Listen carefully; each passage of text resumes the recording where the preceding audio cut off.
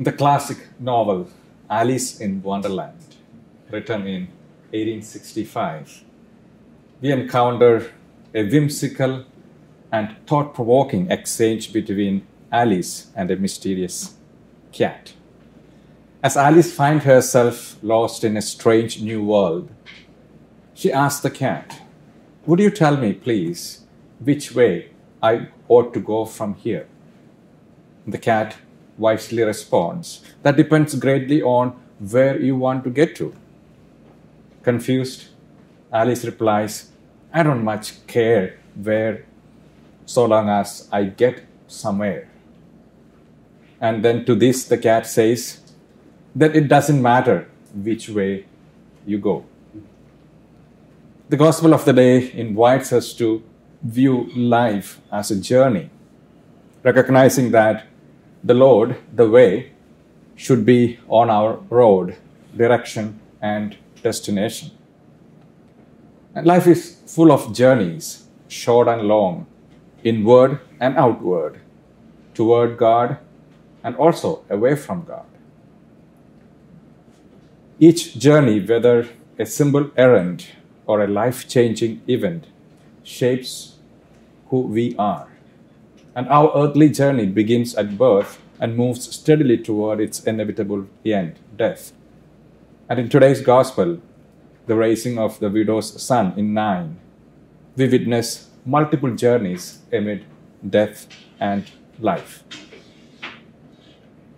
The encounter of Jesus with the widow of Nain is one of the most touching scenes in the New Testament. Jesus saw a tearful woman and was moved with pity and compassion. Did he think of another would-be widow who would soon accompany her only son to the tomb, his mother Mary?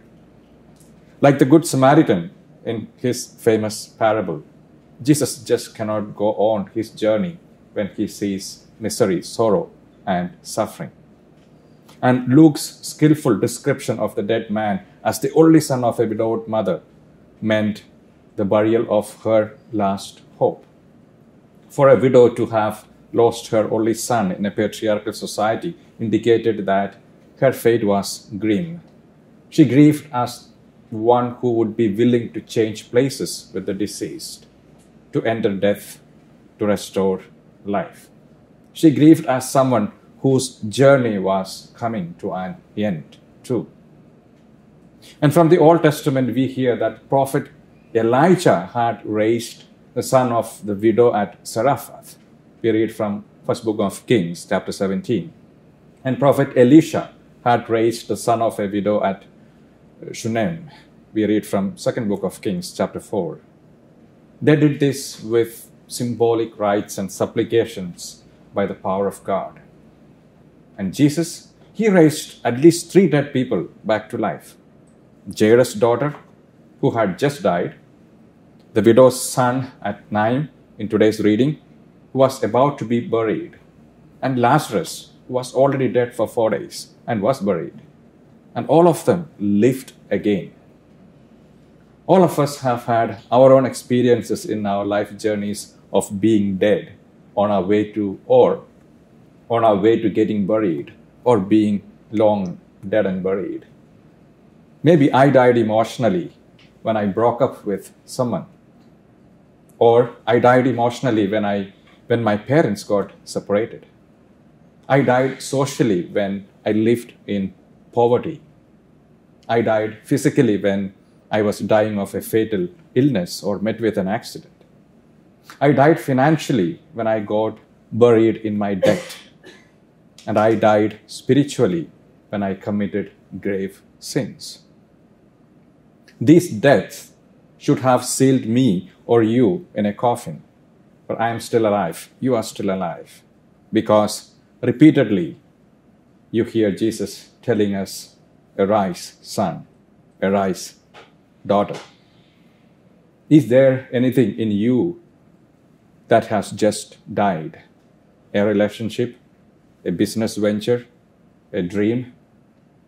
Are they on their way to get buried? Or have they been dead for some time now? Know that Any death is never an end for God, not even physical death. And here Jesus today is saying, arise. By God's mercy and miracle, you will live. Nothing remains dead for long in God's hands. Whatever you think may be dying, have died, or even buried in your life will rise again.